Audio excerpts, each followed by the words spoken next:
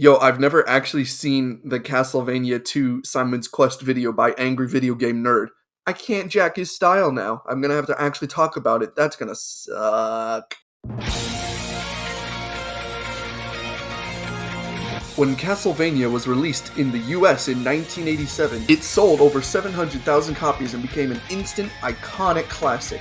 1 year later, Castlevania 2, aka Simon's Quest, was translated and released for the NES and Famicom in 1988. While the opinions were positive then, opinions have soured since. I'm not gonna go into detail because there are so many videos about why Castlevania 2 sucks, but here's a basic synopsis for people who don't know. It was simply too ambitious for the NES. To start off simply, the first Castlevania was simple to understand and simple to play. Simon Belmont wants to kill a vampire. He walks from left to right to do so and smacks monsters in the meantime. Easy enough. In Castlevania 2, there are 5 mansions that you must go to and collect sacred relics to unleash Dracula so you can put an end to him once and for all. There are towns to explore, people to talk to, secrets to find, and it was really bogged down by some basic problems. It was poorly translated, the instructions are non-linear and hard to follow, some of the townsfolk lie, it's not really stated. I mean, it might be in the manual, but as far as I know, it was never stated. There's a day to night cycle where the monsters get stronger at night, but there's no warning whatsoever. But at the same time, I can't bring myself to hate this game like some other people do. I played it very recently on the Castlevania Advance collection. Side tangent, by the way, that's a garbage collection. Like, the games are really cool, but do not get the collection. It is A, $15, and B, you can tell they just kind of pushed it out and said, okay, money.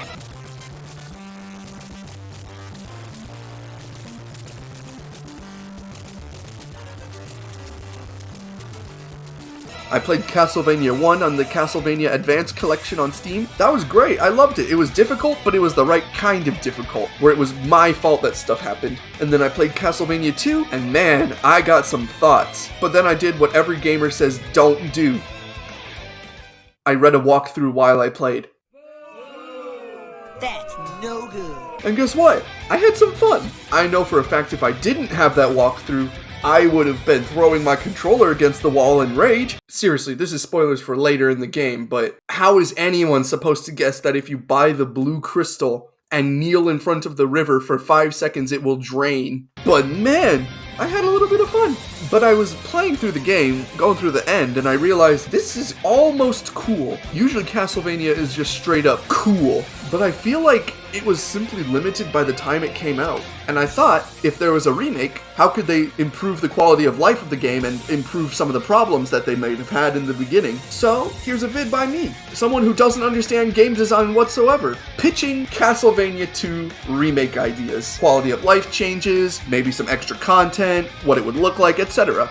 And before you go to the comment section and type, ooh, game developer bad, if I were game developer, I'd do this. I'm not doing that, okay? I think they released a great product for the time. However, there are some things that could use some updating, and a remake would be a perfect opportunity to do that. I'm trying to strike a balance between realistic while still entertaining. I'm not just gonna go in and demand that Konami, the company that makes Castlevania, make this incredibly amazing game and make it 3 times as long and make it absolutely perfect, because that's unrealistic, and I'm not gonna do that. I'm gonna try and keep it balanced. So, without any further ado, let's begin. I'm gonna go way back at the beginning, and I'm gonna talk about the title screen. I know it was the 80s, but blue and green, that doesn't exactly scream Castlevania to me. For example, the original game had a black and green screen. Like, you know this was gonna be gothic.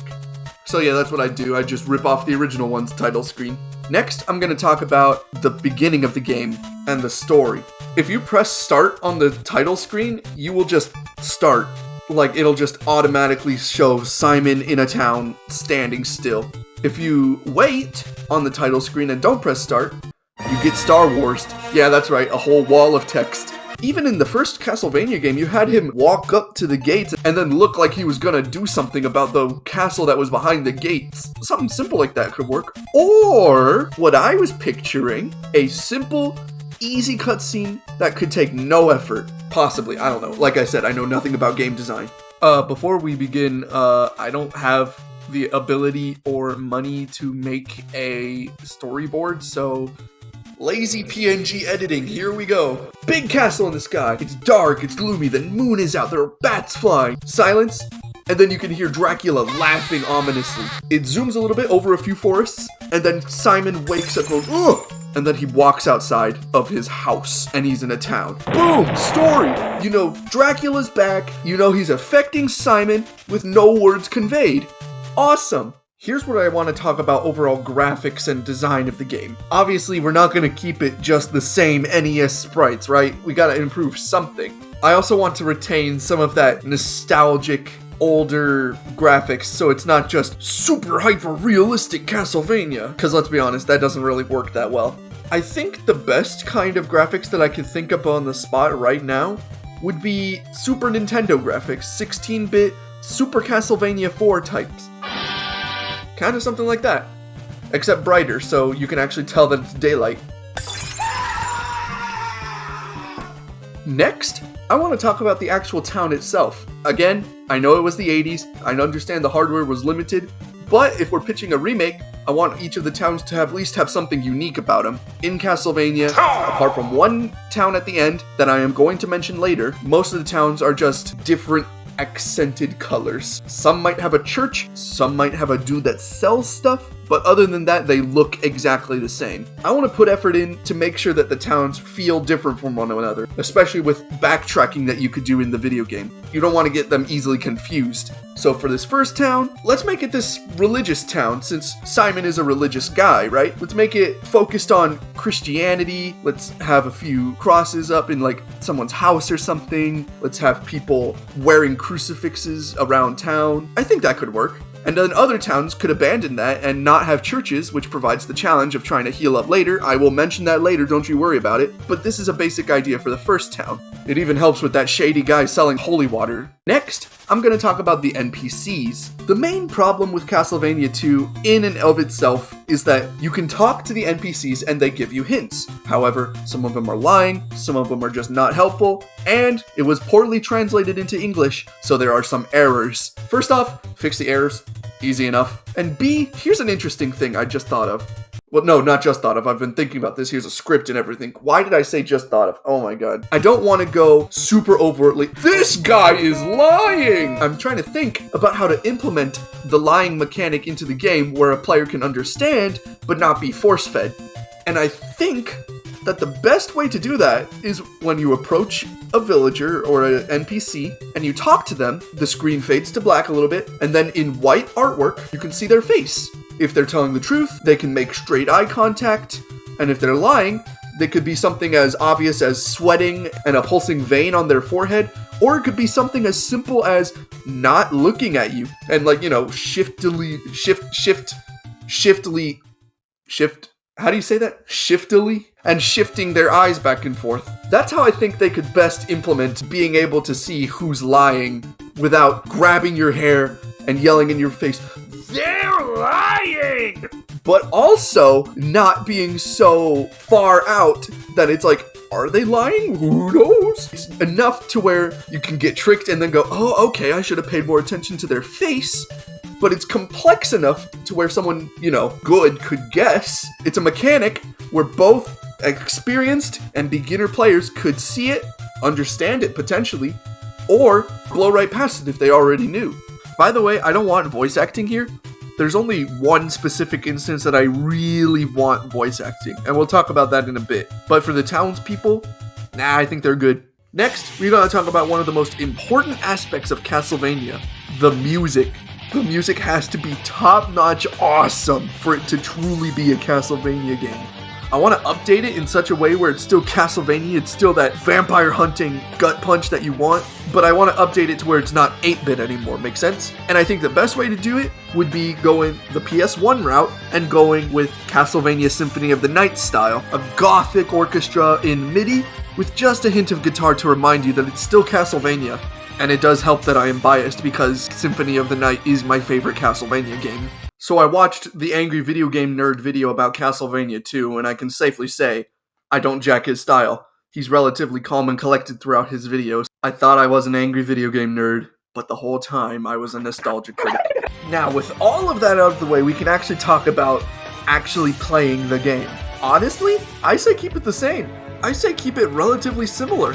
It still is a Castlevania game, so it's hard because there's just a lot of enemies. Simon can only fling it this whip in front of him. It's hard but balanced. I like it. I say keep going with it.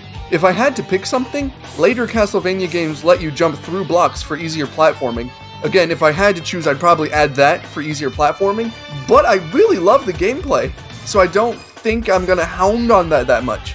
Now, I have seen the Angry Video Game Nerd review of Castlevania 2 since, and while most of it was stuff we've already talked about, the one thing that really did stick in my mind was that you're having a great time slaying skeletons with your holy whip, and then a text box comes out and it says, "What a horrible night to have a curse," and then it fades to black.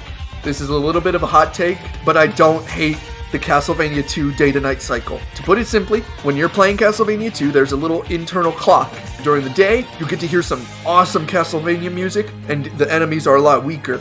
When it turns to night, a giant text box will appear that says, "What a horrible night to have a curse," and then it fades to black, and then it comes back a lot darker, and you get to play the game at night. The monsters are a lot stronger, the music is a little less awesome, so you know you're not the one in power here. I think it's cool. Obviously, it could use some refining, which I'm going to talk about in a bit, but for the most part, I actually like this idea that the monsters are stronger at night, and this also brings up some other challenges, like the local town church is closed at night. A church is where Simon can get healed. It's pretty unnerving the first time, but after a while, it just gets really annoying to have to wait for the entire text box to go through. Here's my idea for fixing that. Don't make the game stop.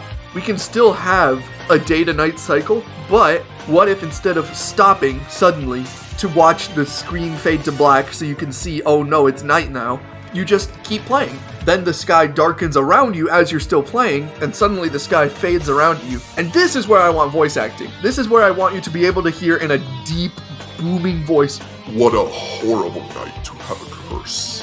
You can still kick the enemy's butt, but you don't have to stop playing, but you still get that feeling of, oh no, it's night. That's the best idea I can come up with anyway.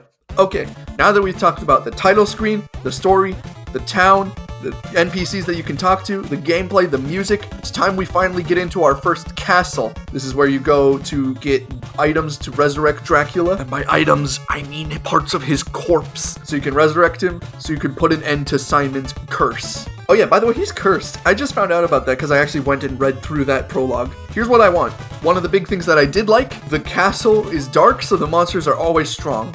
I enjoy that. I like that a lot. I want there to be like a window or something so you can see it's always exactly the same time outside. The time stops when you go inside. I want you to see that. And also I'd like to see a few changes between each castle so you can tell them apart. Because again, you could get lost and backtrack wrong or something. For example, this first one, it's called like Linear Mansion or something. So make it Frenchy, I don't know, add some fleur de lisses, I don't know, something to tell it apart from other castles. 2. Boss fights. Occasionally, not in every one, but in some of them, there are boss fights, most notably against Death. But they're not mandatory in the original Castlevania 2. You can just walk by them. You'll miss a good item, but you don't have to fight them. This is what I want changed. Make it mandatory. Make it so you have to fight Death. And also, can we get some proper boss fight music? That'd be cool. Also, I know this is a little far-reaching, but if I had to add something, I want to add just one more boss fight. Frankly, 3 boss fights including Dracula is a little short to me. So let's put it in the 4th mansion because there isn't a boss fight there. If I had to pick, me being biased, I'd pick Frankenstein's monster. Those were always cool, and especially, I just played Castlevania Bloodlines recently, and he's massive in that game. That's cool. I want to fight a giant with just my little whip. But that's just me. What boss would you want to fight? Let me know in the comments. Okay, you got all that? You got it all down in your head there? Good. Now we're gonna skip the rest of the game. Most of these things that I want to fix / enhance, they're basically at the beginning. The rest of the game, once you get the hang of it, it's that. You fuck! There are 5 mansions. We talked about 1. I'm gonna skip the rest. Yeah. You get the 5 items that you need to resurrect Dracula, and then you can kill him forever, so Simon stops being cursed by him. At the very end of the game, once you open the pathway back to the Castlevania, there is one last town to visit. It's kinda creepy. Apart from having no church so you can't heal up, the only NPC there is an old lady who's clearly crazy and says, "Let's live together," but the happy-go-lucky town theme is still playing. I want it to be creepy, man. I want it to be a little bit spooky. Play some scary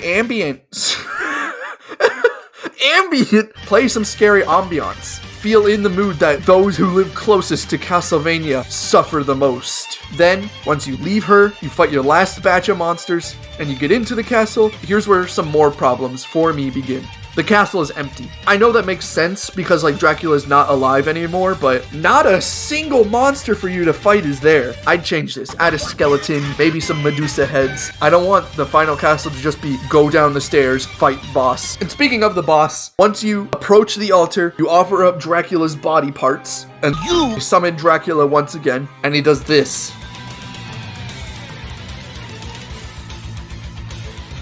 What is even going on here? I can't tell if this is a glitch or intended. That's what I'd fix. Give Dracula a proper fight. Give him some proper phases. Give us at least an idea of what he's gonna do. I still don't know what this is. Me being biased because I played Smash Bros. And they played off of Castlevania 1. Do Castlevania 1. Make him teleport across and throw 3 fireballs at you. So you beat him. Yay. Simon dies because the curse was too brutal. Oh no. Yay, the end. I honestly don't know if that's the end. I know Super Castlevania 4 also stars Simon, but I don't know if that's like just a remake of Castlevania 1. But yeah, I say let Simon die. We got through the whole game. I'm gonna end it off by talking about a few quality of life changes. Little things that would just make the game a little bit nicer. As such, this is the stuff that I care the least about. A, make the characters talk more. Assuming this is going on more modern software, we can have more text fit in. We can have them talk more, and then they can go more in depth on if they're helping or how they're hurting us. B, little in-game descriptions for the items so you know what to do with them. Like, if you get a blue crystal, you could scroll over it and it'll say blue crystal, kneel in front of water to drain using power of crystal. Boom, easy enough. C, I want Simon to walk in tune with the music. I want the cycle to speed up depending on when he's, walking. Cause I like it. D, after you beat the final boss, you watch the ending cutscene, Simon dies, you get put right back at the title screen. I want to see some credits. I want D1, finality, to let you know you did it, you got the ending. And D2, give the devs some credit. They made a game. And E, add a map so you can see where you're going, see the names of the towns, and see what is where. That was my whole list of what I'd want if I was pitching a Castlevania 2 Simon's Quest remake. I understand that this video is pretty unprofessional. Pitches would not go over each and every individual detail. They would not say like as much as I did. But I feel like I summarized my thoughts fairly well. With that said, thanks for watching. Goodbye. Also, no, this is not the first entry in a spooky month, Halloween-themed video anything. I'm just lucky that I got this video out during October.